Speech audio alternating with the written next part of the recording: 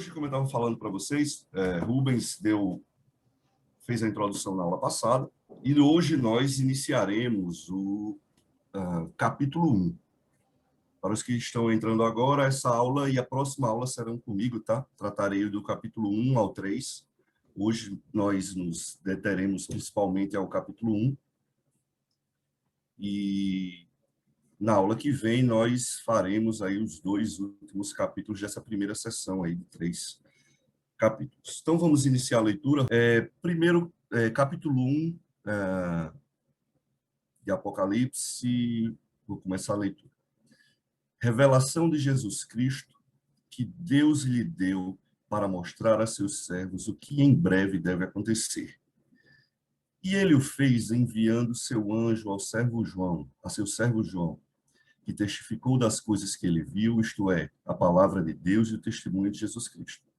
Bem-aventurado é aquele que lê em voz alta e aqueles que ouvem as palavras desta profecia e prestam atenção nas coisas escritas nela, porque o tempo está próximo.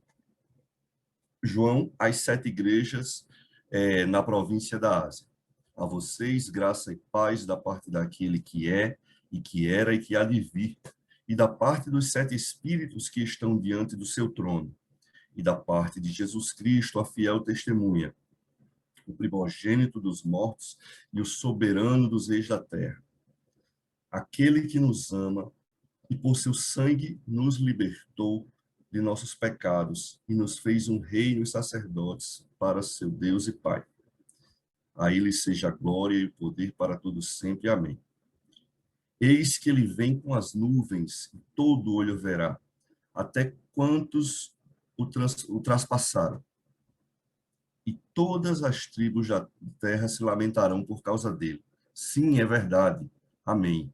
Eu sou o Alfa e o Ômega, diz o Senhor Deus, o que é, e que era, e que há de vir, o Todo-Poderoso. Nós vamos parar aqui nesses 8 primeiros versículos. Nós temos aqui no livro de Apocalipse, assim como nos outros livros, muito espaço para aplicação. Particularmente, eu vou me deter muito às questões textuais, assim, porque são normalmente assim pelas quais nós passamos muitas vezes desapercebidos em sua leitura, tá? Algumas figuras, alguns detalhes textuais, quando for necessário, nós faremos essa aplicação, tá bom? Então, assim, em primeiro lugar, nesses 3 primeiros versículos, nós temos uma revelação de Deus transmitida a João, mas antes transmitida por um anjo, certo? Foi transmitida por um anjo e o anjo a transmitiu a João. Esse prólogo é interessante, o termo revelação de Jesus Cristo já é um dos primeiros detalhes aqui que a gente vai tratar, porque o termo revelação era uma palavra conhecida, sobretudo nos escritos. No Novo Testamento, ela ocorre aí 13, pelo menos 13 dessas citações ocorrem nas epístolas de Paulo, mas sempre como se revela, a mim foi revelado, nunca nesse contexto aí, nessa perspectiva escatológica. É por isso, então, que João, ele sabiamente cita como, não simplesmente como uma revelação, mas assim, com um título mais extenso, como a revelação de Jesus Cristo, o Filho de Deus, que aparece, então, por que Jesus Cristo? Os dois, Jesus, o nome, Cristo, pelo seu propósito. Filho de Deus, como todos nós sabemos, que se fez carne para cumprir a missão de redimir o seu povo. Então, o livro é uma forma de mostrar esse Só um minuto.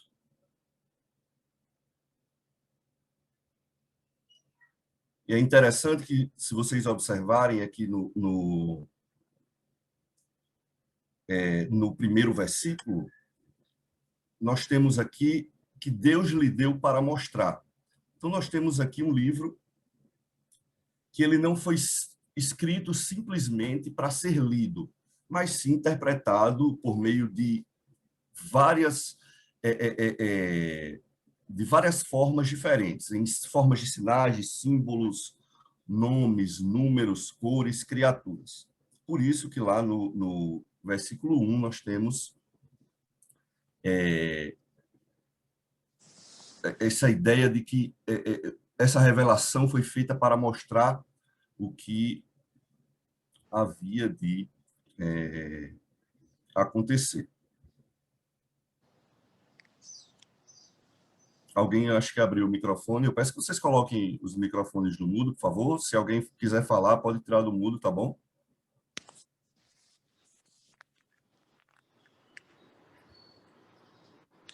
No versículo 3, bem-aventurado é aquele que lê em voz alta e aqueles que ouvem a palavra desta profecia e atentam para as coisas nela escritas, porque o tempo está próximo. Aqui, essa primeira bem-aventurança, todo aquele, bem-aventurado todo aquele que lê, quem quiser anotar, pode anotar, é a primeira das 7, que se chama das 7 beatitudes do Apocalipse. As outras vão estar em 14, 13, 16, 5, 19, 9, 26, 22, 7 e no versículo 14. É uma expressão que todos nós conhecemos como feliz tá? Abençoado por Deus Dando continuidade, nós temos aqui, nesse versículo 3, o tempo está próximo. Aqui é um detalhe interessante, porque se faz uma diferenciação entre o que é Cronos e o que é Kairos. Explicando mais ou menos para vocês, a diferença entre os dois é como se fosse assim, a aula termina às 11 horas, nós temos aí Cronos. E se eu disser, a aula se encerra daqui a pouco, nós temos Kairos. Tem um fim que vai acontecer, mas ele não está dentro de uma contagem fechada de tempo. Então, esse Kairos, esse tempo está próximo, é como se fosse um tempo de decisão. Esse tempo que se aproxima, que nós não sabemos dia e hora, apesar de que, ao longo da história, muitos tentaram adivinhar dia e hora da volta do nosso Senhor, mas é um tempo que está vindo e que vem com certeza. É de algo que certamente ocorrerá. E isso também, esse tempo, ele serve para mostrar aos leitores dessa mensagem que, dentro desse tempo, eles estão passando e a igreja ainda futura, lembrando que Apocalipse ele fala para todas as épocas, né? Tá, a nossa abordagem é essa. O Rubens falou na aula passada, na introdução, os tipos de abordagem. Preterista, o pessoal que só pensa que ele foi aplicado no passado, futurista, que só são coisas que vêm. Nós não, nossa abordagem do nosso curso será a abordagem idealista, que usa o livro como algo que foi escrito para todas as eras. Esse tempo, os receptores dessa revelação, eles precisam ficar a par de tudo, de todos esses conflitos cósmicos que ocorrem e que ainda ocorrerão até a volta do nosso Senhor. Quando a gente parte agora para o versículo 4 e 5, a parte A do versículo 5, nós temos aqui o que se chama de saudação. João, às 7 igrejas da província da Ásia, a vocês, graça e paz da parte daquele que é, que era e que há de vir, e da parte dos 7 espíritos que estão diante do seu trono. E aqui a parte do versículo 5a, a primeira metade do versículo 5, e da parte de Jesus Cristo, a testemunha fiel, o primogênito dos mortos, e o soberano dos reis da terra. Aqui, João se identifica, tá? Existe uma série de comentaristas que por algum motivo, não atribuem a João a autoria do livro de Apocalipse, tá? Mas isso é indiscutível. Ele aqui se identifica como alguém, inclusive, muito conhecido naquela região dessa Ásia Menor, que hoje é o que a gente conhece como Turquia. Tá? Ele era muito conhecido, tá? Para aqueles receptores, não, ele dispensava muitas apresentações. Então, graça a vós e Pai a paz da parte de Deus, que é, que era e que há de vir. É uma saudação muito conhecida, essa de graça e paz, eu não vou me deter a ela, mas aqui tem um detalhe importante nesse trecho. Ele começa a falar a descrever a Cristo, certo? E, ao mesmo tempo, descrevendo também a Deus. Aqui, especificamente, a Cristo, ele usa aquilo que nós, por vezes, já lemos na Escritura, que é aquele que é, o que era e o que há de vir. Tá, assim, mostrando exatamente esse controle, esse domínio desde da eternidade, controlando todos os passos e todos os detalhes da história. Assim o faz o nosso Salvador, tá? Se vocês lembrarem aí, o pessoal que estudou Hebreus conosco, lá no versículo 13, no capítulo 13, versículo 8, lembrem-se que está escrito: Jesus é o mesmo ontem, hoje e para sempre. Então, passagens que corroboram aí o que João escreve nessa saudação. Lembrando também que Jesus é conhecido como aquele que vem, tá? Nós temos aí Mateus 11, 3 e João 11, 27. Como eu falei no finalzinho da aula passada, nós não teremos muito tempo para abrir no detalhe muitas referências, tá? Então, assim, eu peço que vocês que estão anotando, anotem essas referências para fazerem as interligações, as comparações. Quem quiser, Elias, eu não peguei a referência, pode interromper que eu repito para quem quiser fazer essa anotação, tá? E, continuando, e da parte dos 7 espíritos que estão diante do seu trono. Aqui há uma discussão, muitos estudiosos dizem, alguns defendem, na verdade, que esses 7 espíritos são anjos, tá? Mas isso aí é um pouco, é uma argumentação meio precária, porque no próprio livro de Apocalipse, os anjos que são citados nunca são chamados de espíritos, tá? Apesar de serem seres criados, subordinados a Deus, eles não são chamados, tá? E também eles, apesar de serem servos de Deus, não há notícia deles serem sequer comparados à terceira pessoa da Trindade, tá? Então, assim, esses 7 espíritos, lembrem-se que do que foi falado no domingo passado, que nós teremos uma numerologia no livro de Apocalipse, demonstrando, apontando para determinadas características. O número 7 é um desses números, tá?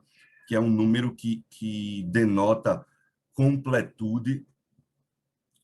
Lembrem-se lá de Jesus, por exemplo, o perdão, 70 vezes 7. Então, é um número que, como se fosse um número perfeito, um número fechado ali, pleno, tá? Esse número 7 significa a plenitude do Espírito.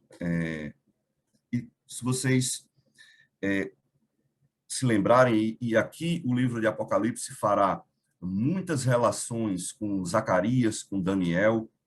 lá em Zacarias 4, versículo 6, numa das visões escatológicas que são citadas no Antigo Testamento, está escrito assim: não por força nem por poder, mas por meu espírito, diz o Senhor Todo-Poderoso. Esse, para quem não lembra, Zacarias vê um castiçal de ouro com 7 luminárias. Essas luminárias tinham umas espécies de bicos ou pavios, onde se colocava o óleo, e óleo simbolizando aí o trabalho do Espírito Santo. Continuando, então, e da parte de Jesus Cristo, testemunha fiel, primogênito dos mortos, soberano dos reis da terra. Aqui ele dá 3 adjetivos a Jesus: testemunha fiel, o primogênito dos mortos e soberano dos reis da terra, tá? Aqui ele pode ter feito uma referência ao Salmo 89, 36 e 37, onde Deus menciona a linhagem de Davi como uma linhagem que continuará para sempre e que seu trono durará diante dele como o sol. E ele será estabelecido para sempre como a lua, a fiel testemunha do céu. Então, nesse salmo, a linhagem de Davi é relacionada como um dos astros, a lua, como uma testemunha do céu. Obviamente, a gente, quando olha para o céu, se lembra ou do sol, rapidamente, ou da lua. Então, a lua sendo essa testemunha, Jesus como testemunha fiel,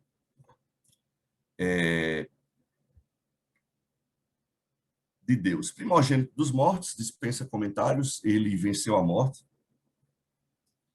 A promessa de Deus se cumpre em Jesus Cristo, a quem tudo que existe está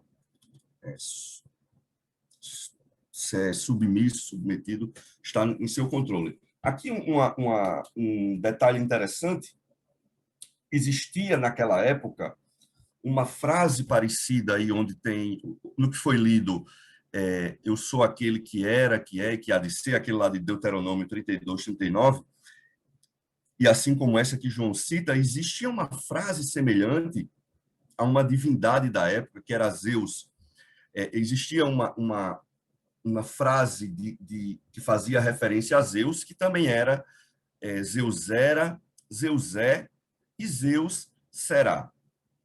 Então, assim, o Apocalipse traz, nessa nota de João, nessa trecho de João, uma referência tanto ao que os judeus conheciam lá no Antigo Testamento, Deuteronômio, quanto para o que circulava à época aos ouvidos aí dos helenistas.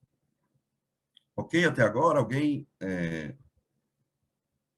perguntas, alguma participação? Rubens, Saulo? Bom, continuando. Versículo 5, parte B. Aquele que nos ama e por seu sangue nos libertou de nossos pecados e nos fez reinos e sacerdotes para seu Deus e Pai.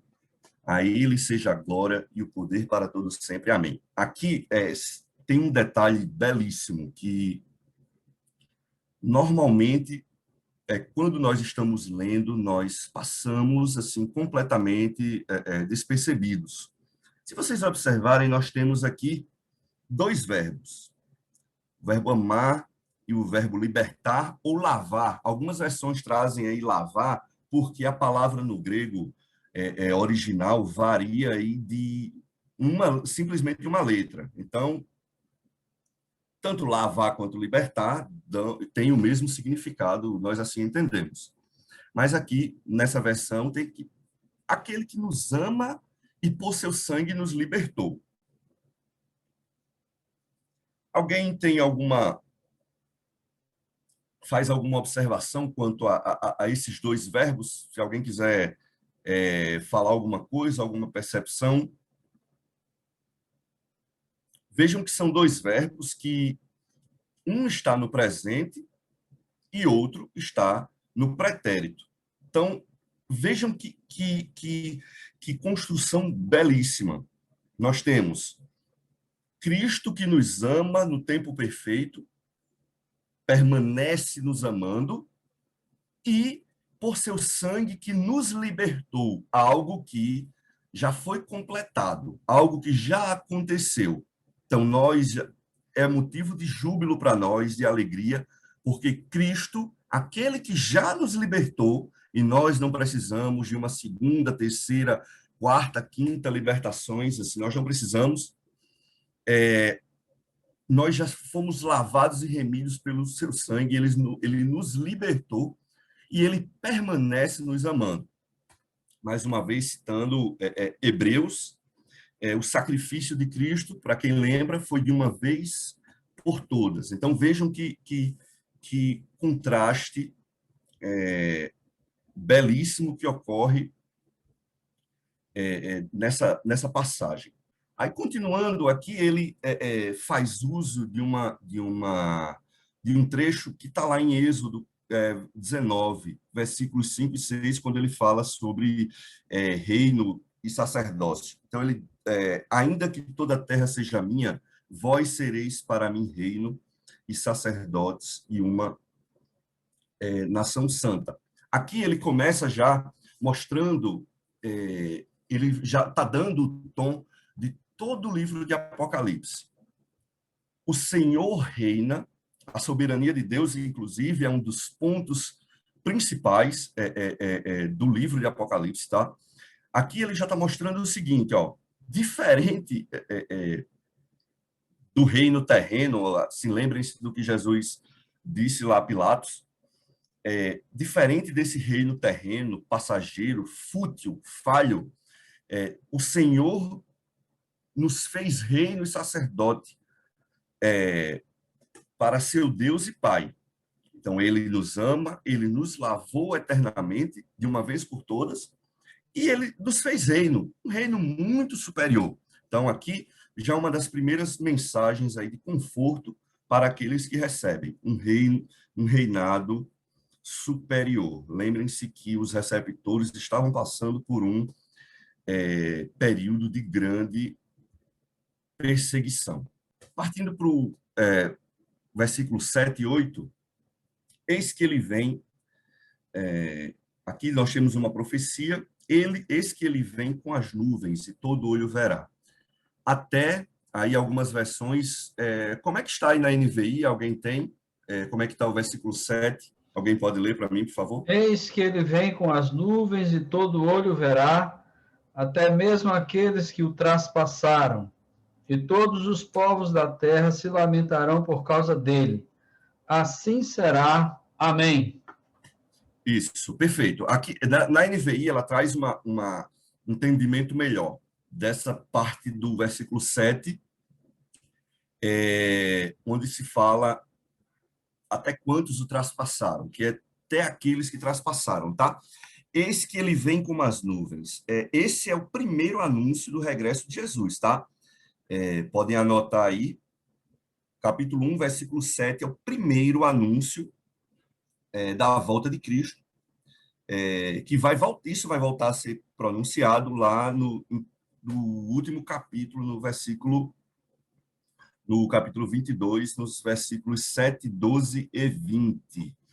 E aí, como Rubens leu na NVI, até aqueles que traspassaram essa.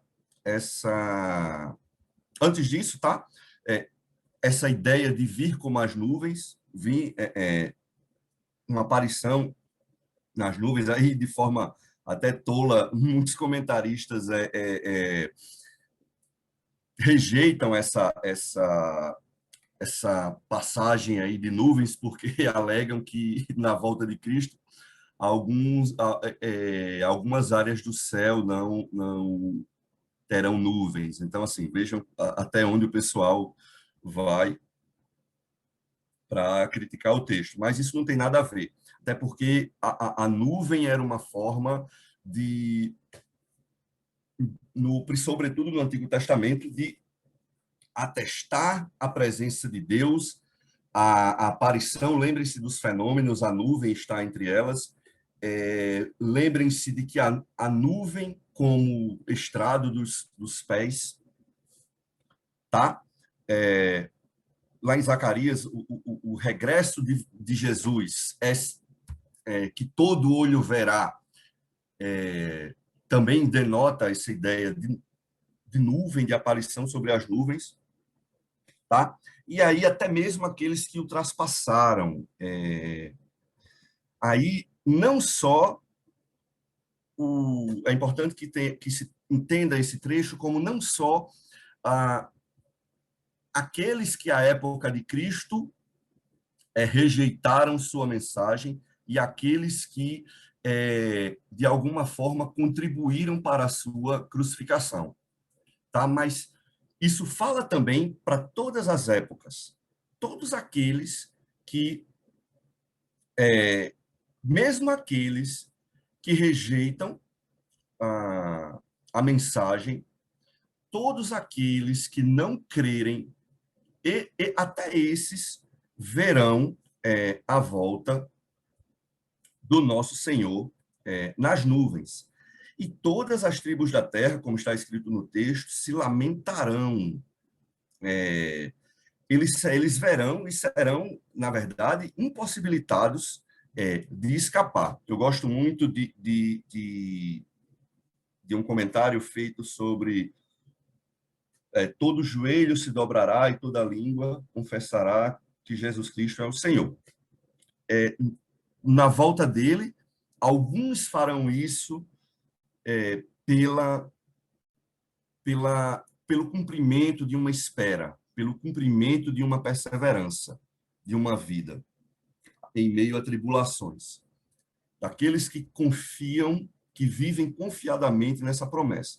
Outros se ajoelharão porque reconhecerão tarde demais. Então, todo joelho se dobrará, uns para a vida eterna com Deus e outros para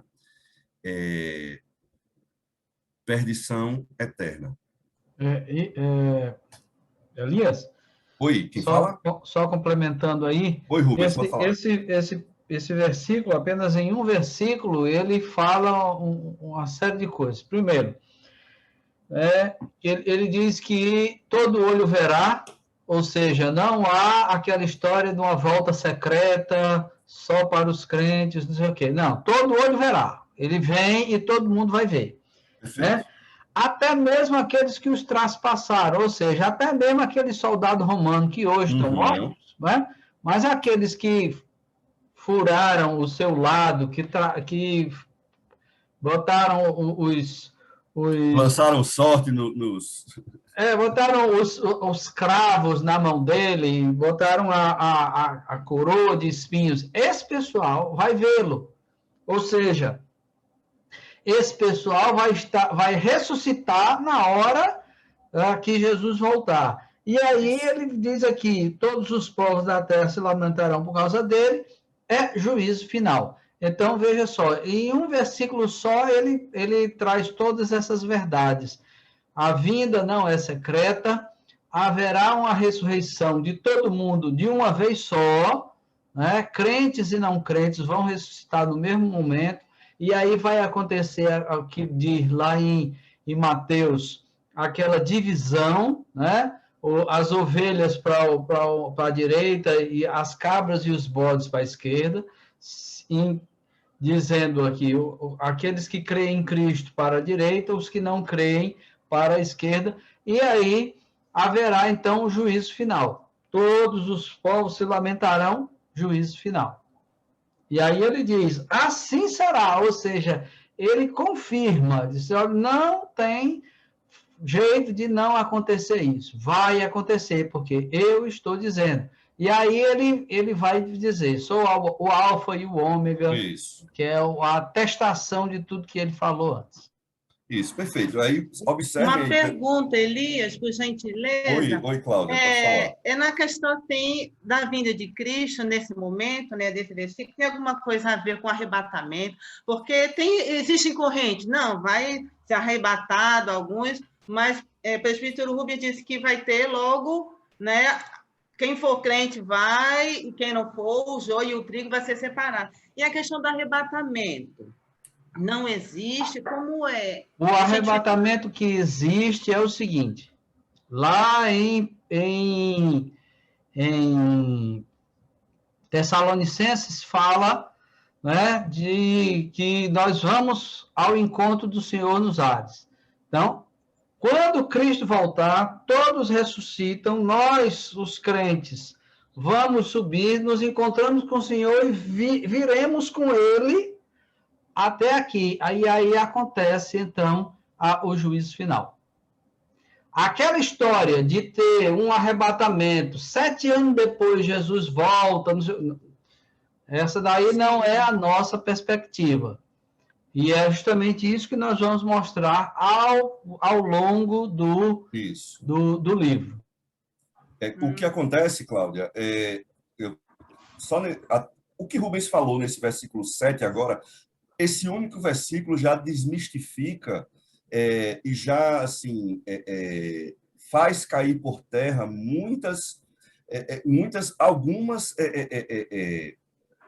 algumas formas de interpretação. Essa questão que todo olho verá. Não vai ter aquilo que se fomenta muito, inclusive tem filme, e aí o cinema, assim como os livros, nem sempre eles trazem a verdade, mas eles são feitos de uma forma que a sua mensagem se torne mais cara, se torne mais acessível, palatável e por assim dizer, e aí por aí vai. Mas, por exemplo, todo olho verá. Atraente, perfeito, a palavra que eu estava procurando era essa. Então, não vai ter aquela história de eu estar aqui e olhar para o lado e não ver mais Benjamin. Sim. Entendeu? Não vai ter... Oxi, cadê meu menino do meio? Não vai ter isso. Então, assim, todo olho verá essa vinda. Entendeu? E assim, aí como o Rubens disse, tem muita coisa assim que é como eu falei, esse capítulo 1, ele é um pano de fundo para toda a revelação. E tem muitas das coisas que nós, infelizmente, não podemos falar agora, porque senão a gente vai acabar entrando em capítulos seguintes. Por isso que eu digo, vocês não percam. Então, continuando... Obrigada pelo esclarecimento. Nada. E assim, por favor, quem quiser pode tirar do mudo e pode falar, tá bom? Comigo então, agora. É só uma descontração. Na primeira vez que eu vi esse negócio, esse trecho do Apocalipse, ainda com aquela visão muito de um livro, né, misterioso, eu digo, rapaz, como é que todo olho vai ver uma pessoa que vem e nós estamos numa terra plana, né? Então, como é que Jesus vai aparecer em todos os lados ao mesmo tempo? Aí, na minha cabeça, digamos assim, de físico, eu disse, bom, tem um jeito. A terra vai se romper, né? E vai ficar como se fosse uma concha, né? Então, Cristo chegando, a terra se abre de um lado, então todo mundo que estiver na superfície vai ver Cristo de uma vez só. Aí, na minha ideia, era essa a forma. Claro que isso é do mesmo jeito do filme, é uma imaginação, né? Uma criação da minha cabeça. E eu dou graças a Deus porque fiz farmácia.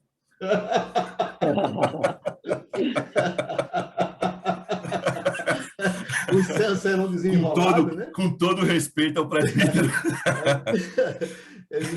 Mas a gente vai na fantasia mesmo. Claro, natural.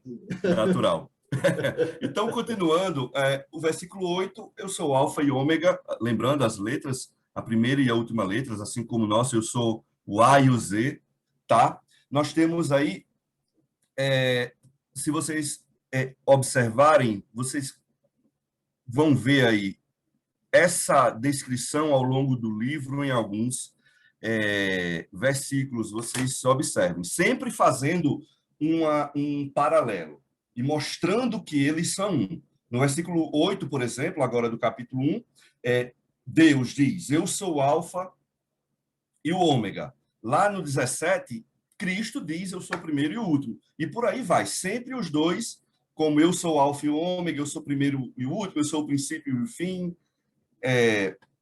Lá em Hebreus, eu já falei, Jesus Cristo era ontem, hoje e para todos sempre.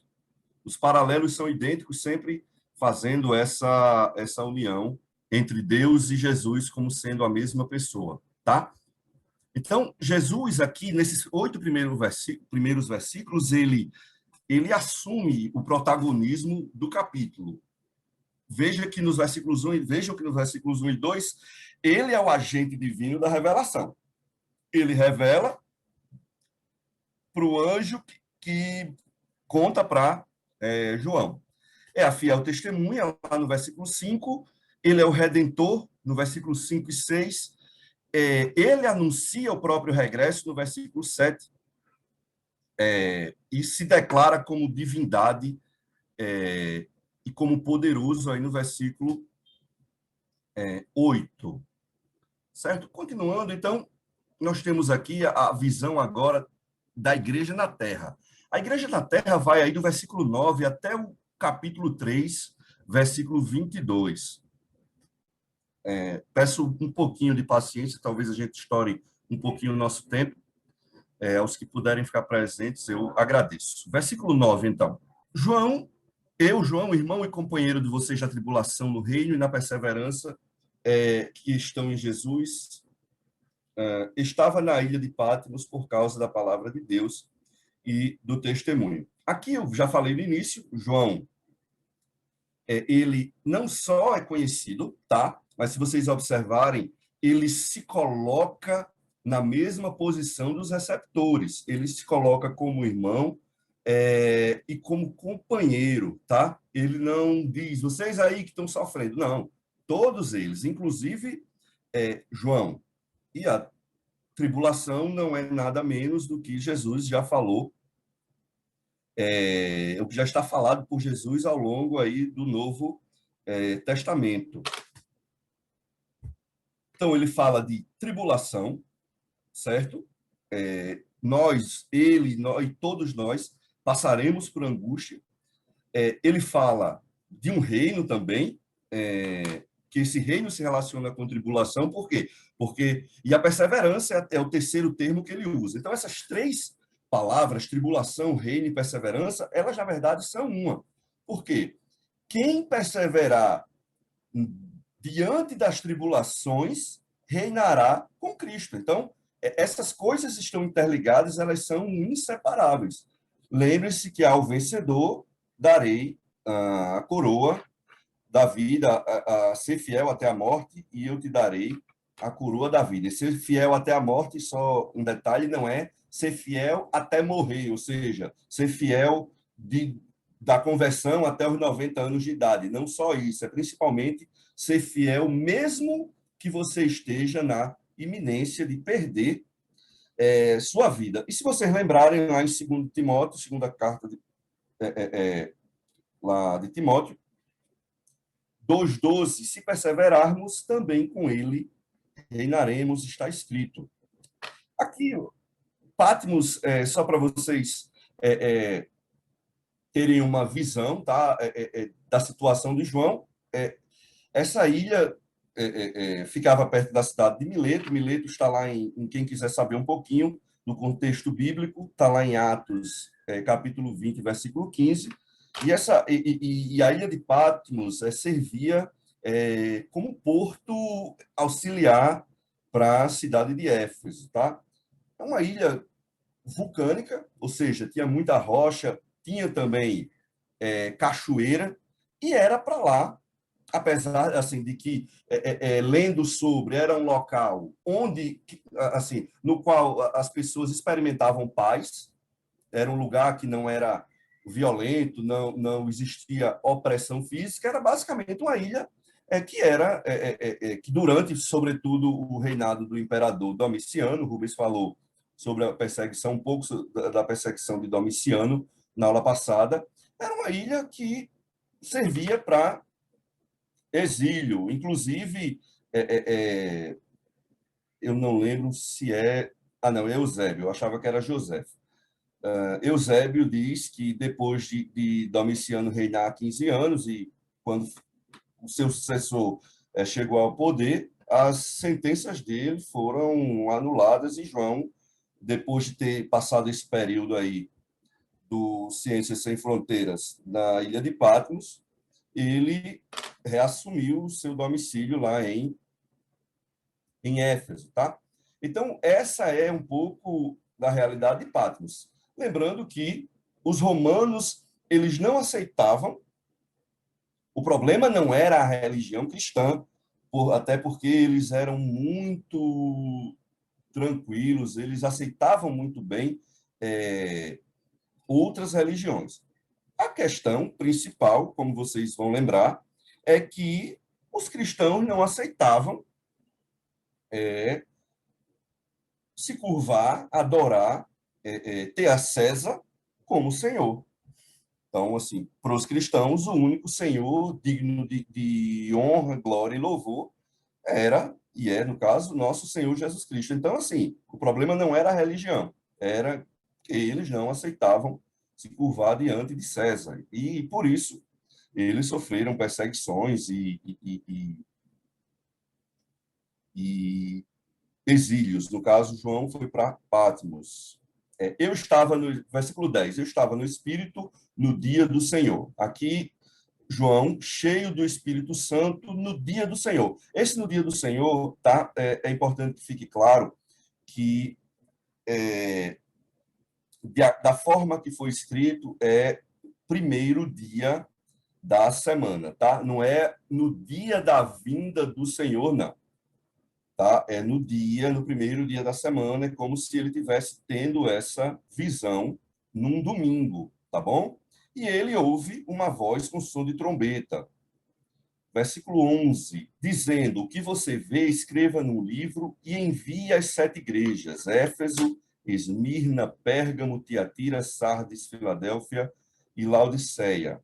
Aqui é a primeira vez que essas igrejas são citadas, e João, provavelmente, ele era muito conhecido por essas igrejas e servia, de alguma forma, a essas igrejas. Aqui tem uma discussão sobre essas cidades, especificamente, terem sido escolhidas, mesmo tendo algumas outras comunidades, outras igrejas maiores, e até mais próximas, mas é como a ideia de que essas 7 comunidades estavam numa rota, tá? Logisticamente falando, elas estavam numa rota de transmissão dessa mensagem, e que talvez a partir dela essa mensagem fosse replicada para outras comunidades. Mas isso, obviamente, fica somente no campo das conjecturas, tá? Então, versículo 12, aqui João começa a relatar a aparição de Jesus e ele começa a usar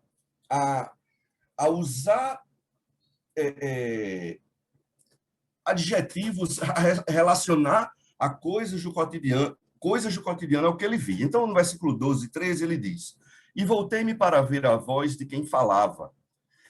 E quando me voltei, vi 7 candelabros de ouro. E entre os candelabros estava alguém semelhante a filho de homem, com um manto que chegava a seus pés, e um cinturão de ouro em volta de seu peito.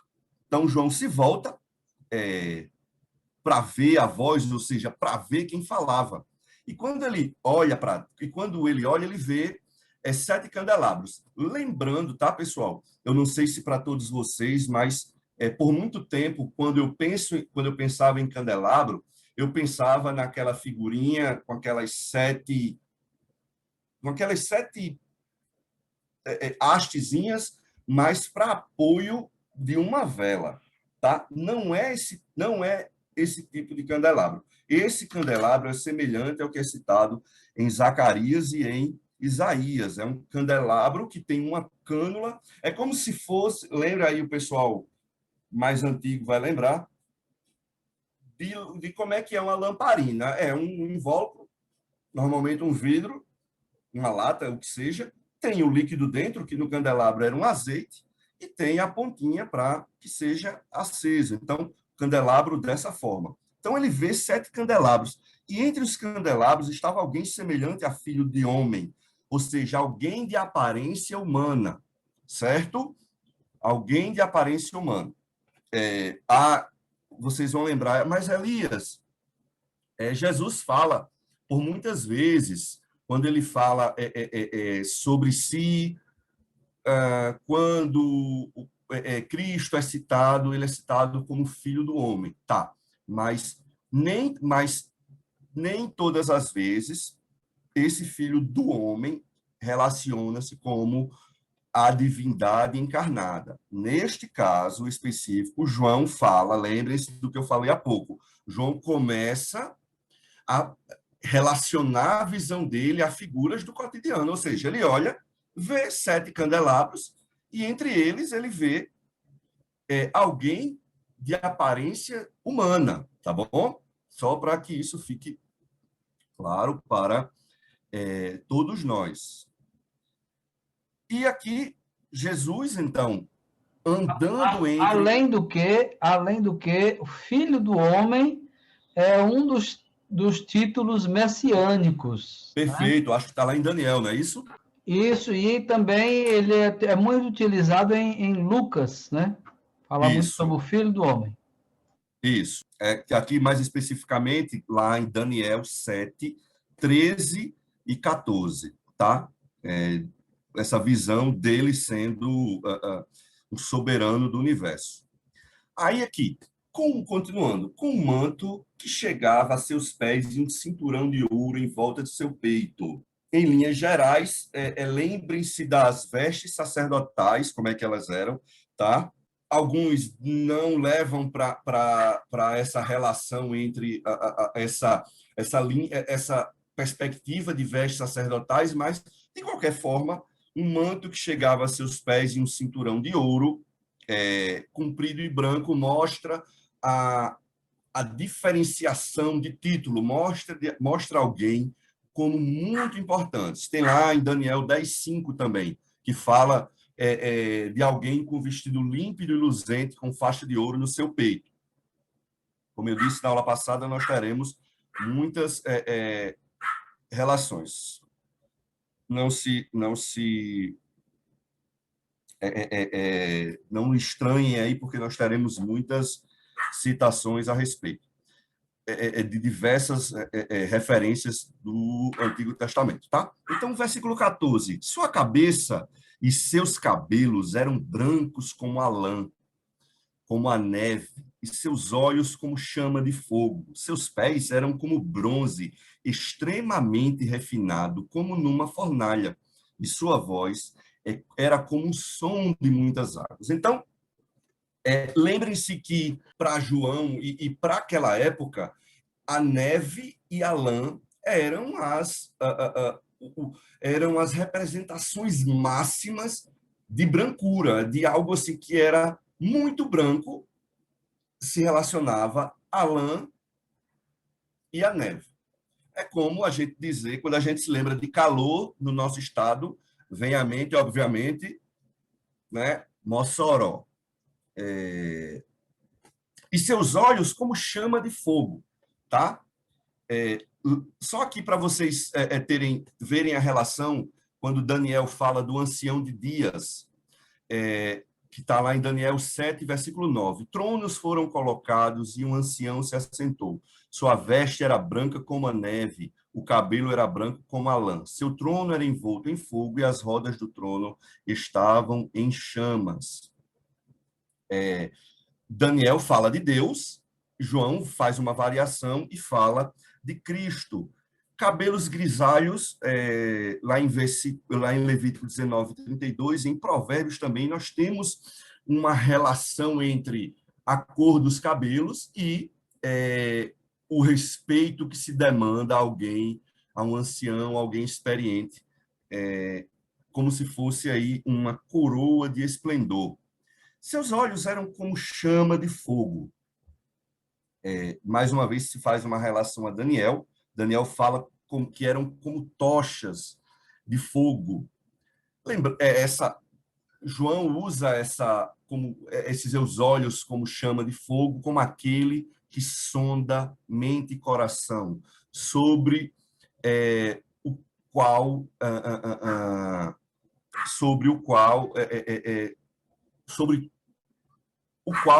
sobre todos repousa, a todos vê. Tá? Seus pés eram como bronze, extremamente refinado, como em fornalha. Aqui, pessoal, esse bronze não é exatamente o bronze, aquele bronze... isso aqui foi, na verdade, uma aproximação da tradução, tá bom? Porque se a gente pensar no bronze, ele é aquele bronze, o bronze é avermelhado. Aqui, a ideia é de um metal, uma liga misturada assim, com uma série de metais diferentes que, quando polida, brilhava muito e era como se um outro metal fosse aplicado sobre ele para lustrá-lo. Essa, por exemplo, para quem não sabe, essa camada aí, essa camada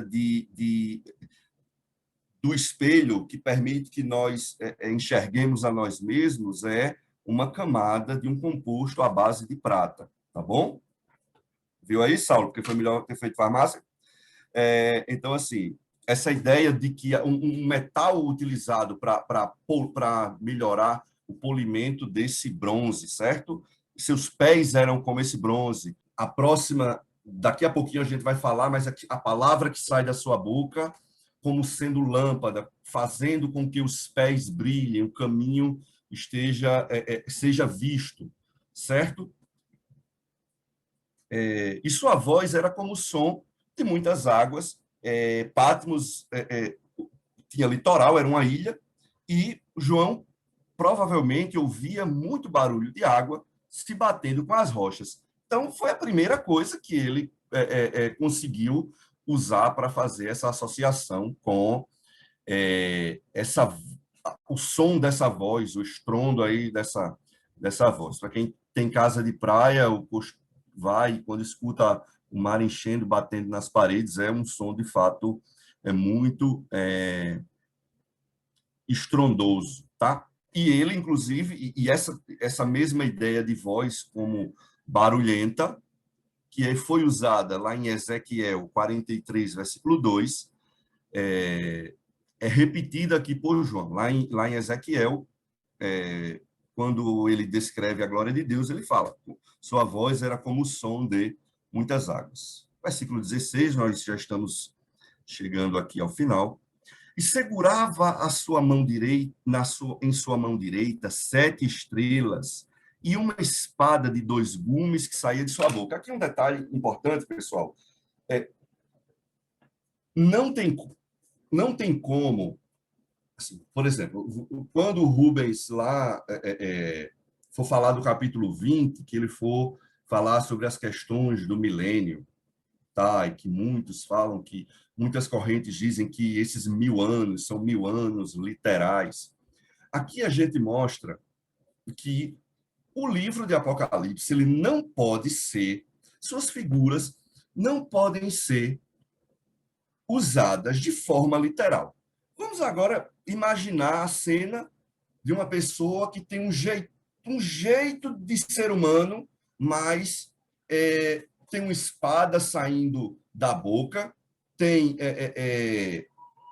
uns pés de bronze, certo? Então, é uma figura estranha. Assim, a gente olha, Sem falar no olho de fogo. O olho de fogo, perfeito. Era disso que eu estava querendo lembrar. Então, você tenta imaginar a cena. Não tem como levar isso, ler isso de forma literal. Nem muito menos fazer uma exegese. O que é Elias, eu já ouvi falar de exegese. O que é exegese? Exegese é dizer o que o texto não fala. Por exemplo, quando lá Jesus manda Lázaro remover a pedra de Lázaro e Lázaro sai. Aquilo é um relato. Muita gente, não, Jesus precisa remover a pedra que existe no meu trabalho para que eu, que estava morto, passe a viver e ser visto pelo meu chefe. Entendeu? Então, assim, não dá para forçar a barra do texto bíblico. Tá? Tem muitas outras passagens que são, por exemplo, a passagem do bom samaritano é um prato cheio para quem gosta de fazer exegese, fazer o que se chama, como mais conhecido como alegoria, dizer o que o texto não quer dizer, tá? Então, assim, não tem como encarar o texto de forma literal. Então, continuando. Ele segurava sua mão direita, uma espada de as estrelas, 7 estrelas, uma espada de 2 gumes saía de sua boca. Seu rosto era como o sol quando brilha em todo o seu fulgor. Ainda tem isso, o rosto brilhando além dos olhos de fogo. Então, e aqui ele fala, Jesus fala aqui quem são essas 7 estrelas, tá? Um pouquinho na frente, Jesus vai dizer que essas 7 estrelas são os anjos das 7 igrejas, que são os mensageiros usados para servi-lo nessas 7 igrejas citadas. A mão direita, aquilo que nós já conhecemos como a destra poderosa, salvadora, tá? A destra também que era imposta para a nomeação de algum título, tá? Nós temos vários salmos falando da salvação provinda da mão direita de Deus e de uma espada de 2 gumes aqui, continuando, que saía de sua boca. Aqui não é surpresa a gente entender esse símbolo como a própria palavra expressa de Cristo, certo? Se vocês lembrarem, mais uma vez citando Hebreus, que pois a palavra é como espada de 2 gumes, penetrante, capaz de discernir pensamentos e intenções. Aqui, pessoal, eu quero só, assim, explicar para vocês uma coisinha em relação a essa espada. Existem 2 tipos, basicamente, de espadas citados no Novo Testamento. Nós temos a rompaia, que se chama, e temos a machaira. Essa espada aqui é a machaira. Elias, onde é que tem outra espada como essa? Lá em Efésios, quando Paulo fala sobre aquela vestimenta do crente, a armadura de Deus, quando ele fala da espada, ele não está falando da rompaia. A rompaia é uma espada gigante, matadora, enfim, de destruição. Ele usa uma machaira, que é uma faquinha pequena, que era para proteção. Da mesma forma, essa de Hebreus. Eu já trabalhei numa empresa que dentro dos seus produtos tinha carne, e por muitas vezes eu vi aqueles açougueiros de supermercado tratando aquele boi que chega, aqueles pedaços do animal que chegam lá para ser separados. E eles têm uma faquinha de pouco mais de 50 centímetros, fininha, parece até meio desgastada, mas que eles conseguem separar das juntas, dos ossos, todo aquilo, tendões, tudo aquilo direitinho. Então, essa é a palavra que penetra e consegue. Essa é a espada que é usada lá em Hebreus, que é capaz de separar a carne e o espírito e discernir também os pensamentos e intenções. Tá bom? Essa, no caso, era uma espada muito cortante lá, como eu falei, do arsenal romano, tá bom? E aqui, pessoal, para que fique claro, eu vou usar o que o William Hendrickson foi um dos autores citados por Rubens na aula passada. Ele é uma das nossas referências, tá? Ele diz algo muito interessante sobre o que eu falei agora há pouco, dessa figura como um todo. O que é que ele diz? Note que o Filho do Homem é aqui retratado como que vestido de poder e majestade e de reverência e terror.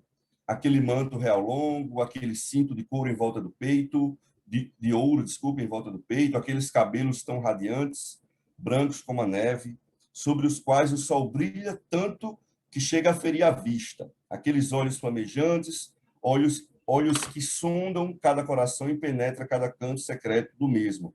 Aqueles pés incandescentes, e por aí vai. Ele vai citando, ele vai falando dessas figuras, e aqui ele diz o seguinte: o quadro inteiro, tomado como um todo, é a figura de Cristo, o ser santo, vindo para purificar as suas igrejas e castigar os perseguidores de seus eleitos. Então, aquilo que eu tinha falado, há pouco sobre ver isso num conjunto e observar essas figuras de forma não literal. Versículo 17, aqui quando vi, caí, e quando vi, caí a seus pés como morto. Ele estendeu sua mão direita sobre mim, dizendo, não tema, eu sou o primeiro e o último.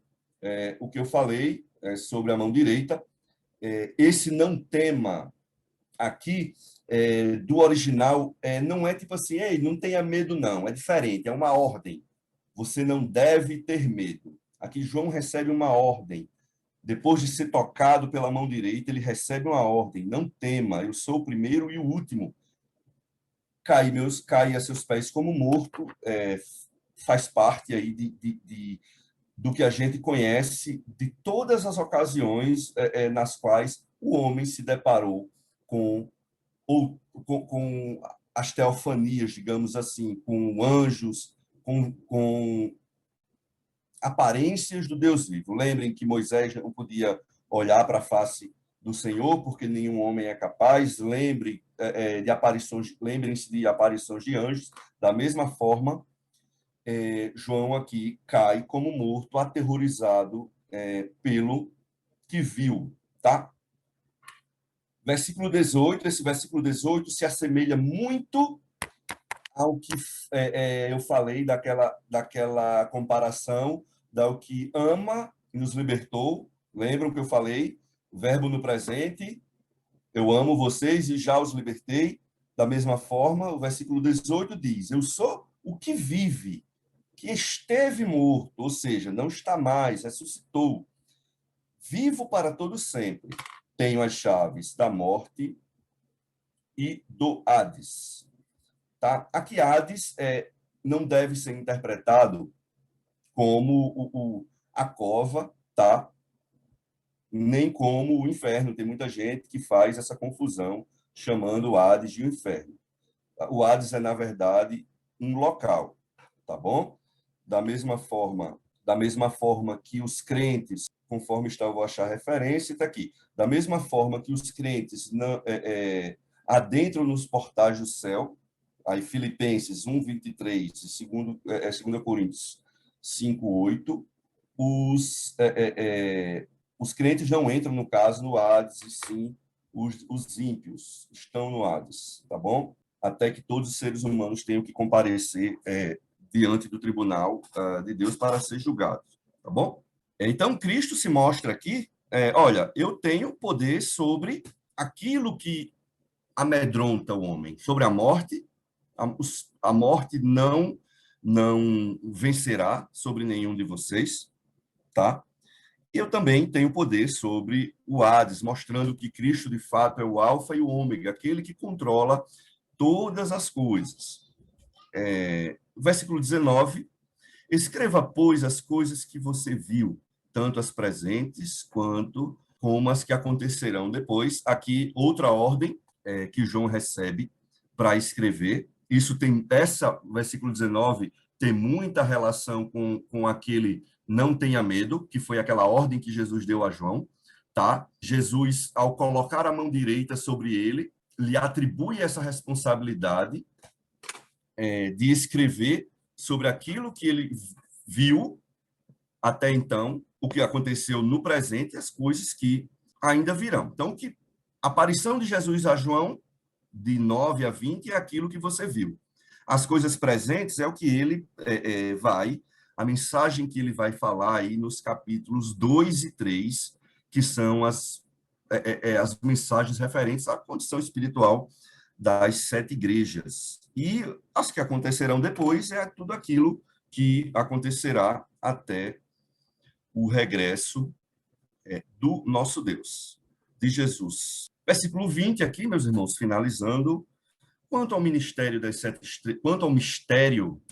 estrelas que você viu em minha mão direita e dos 7 candelabros de ouro, as 7 estrelas são os 7 anjos das 7 igrejas. E os 7 candelabros são as 7 igrejas. Aqui, só lembrando aí que João, por vezes, vai fazer referências, ou possíveis referências à linguagem da época, é sabido que havia uma moeda cunhada com a esposa de Domiciano, Domítia, segurando os seus, como ela sendo cunhada numa moeda, como uma rainha do céu que segurava 7 astros em sua mão direita. Então, provavelmente, João aqui já mostra nessa visão que a teórica rainha do céu, casada com o Senhor do céu, César, como eles queriam ser vistos e adorados como uma divindade, ela não era nada comparada com o Cristo, que tinha na sua mão direita as 7 estrelas, que eram os 7 anjos da igreja, e que esses 7 candelabros da visão eram as 7 igrejas. Aqui, mais uma vez, eu os conclamo a não observar o texto de forma literal, tá? Lembrem do número 7, denotando completude, 7 anjos para 7 igrejas. Não tem muito sentido, apesar das discussões teológicas, não tem muito sentido a gente enxergar 7 anjos como anjos literais, tá? Porque nós não vemos ao longo do Apocalipse, nem muito menos nós vemos no Antigo Testamento anjos como aqueles que levariam profecias ou portariam a palavra para ser lida ou exposta para o povo. Os anjos, servos de Deus, são mensageiros. Há aí uma diferença. Então, nós partimos do princípio que ângelo aqui vem de ângelos, da palavra de mensageiro, mensageiros. Eram pessoas as quais que podiam ser ou os líderes, tá? Ou os líderes da congregação, ou pessoas que eram como espécie de viajantes, portadores da mensagem, que levariam essa mensagem para cada comunidade, tá bom? Epáfras e Epafrodito são exemplos aí de pessoas que levavam mensagens semelhantes, tá? Que trabalhavam dessa forma, levando mensagens às comunidades.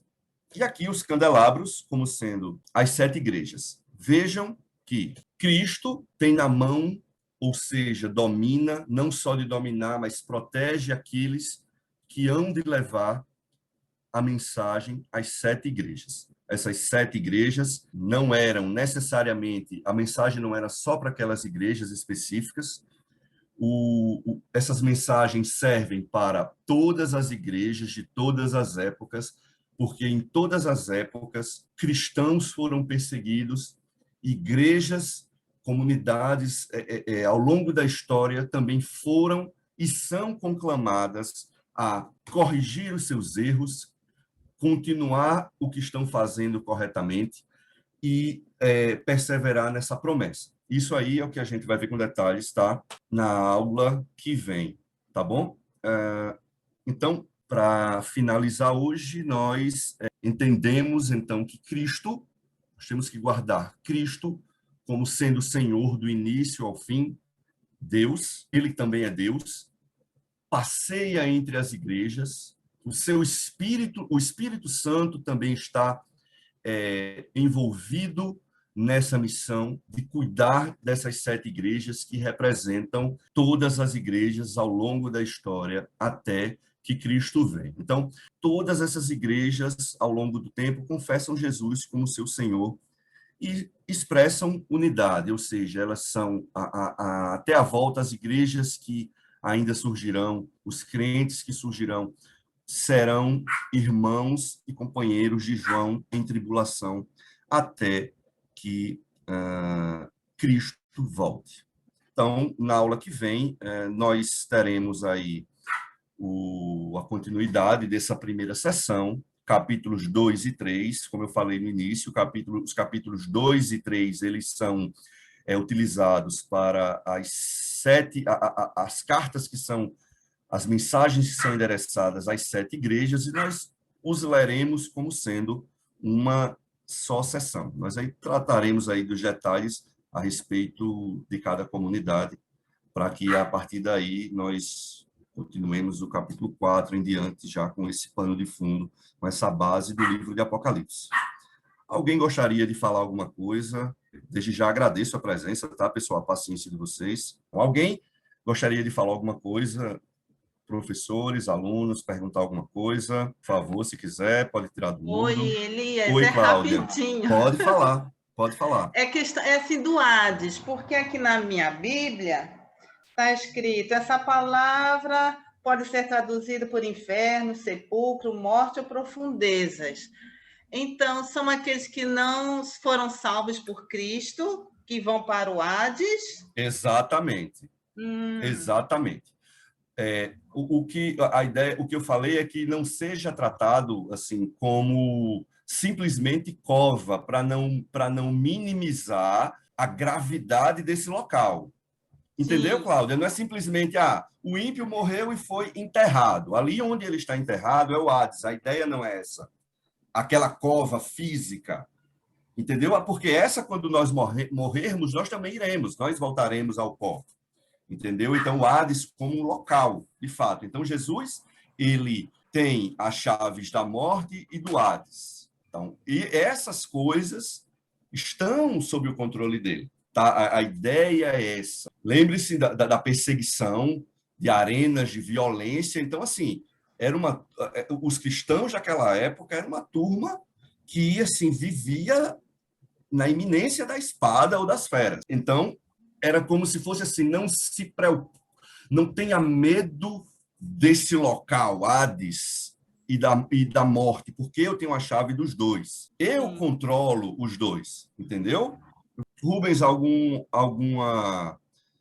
contribuição a mais de alguma coisa que eu, porventura, não tenha falado? Só lembrar que aquela figura de Jesus entre os candelabros, no versículo 20, ele diz que os candelabros é a igreja, significa dizer que Jesus está, a mensagem é que Jesus está ali no meio da igreja, ele não está fora da igreja, ausente. Não está ausente. Mesmo a igreja passando por perseguições, ele está lá, né? E está com as 7 estrelas na mão, segurando, sustentando. E é interessante, Rubens, isso era uma mensagem que passava conforto, consolo e ânimo para aquela igreja que estava passando por perseguição. Interessante, e agora me veio à mente, como as divindades, e tem uma das referências, que as divindades da época, todas eram ausentes, elas eram... não havia esse conceito de um Deus como todas Yahvé. Eram distantes. Todas eram distantes. Os deuses então, não se portavam com os homens. Exatamente. Então, vejam que João mostra, olha, é como se João dissesse assim, olha, diferente dessas divindades aí que vocês conhecem, Jesus, ele passeia no meio da igreja. Vocês, irmãos, companheiros de tribulação, de sofrimentos, perseverem, porque Jesus, ele caminha entre a igreja. E o seu Espírito Santo está, e o Espírito Santo também está presente. Saulo, alguma coisa? Obrigado. Rubens, pode orar, encerrando? Ok. Eterno Deus, agradecemos pelo teu cuidado e proteção. Agradecemos ao Senhor Deus porque tu nos deste esse livro do Apocalipse para nos incentivar, para nos consolar, para nos encorajar. Suplicamos que sejamos fiéis a ti até a morte, pelo nome de Jesus. Amém. Amém. Obrigado, pessoal, pela paciência, pela presença. Até domingo, se Deus quiser.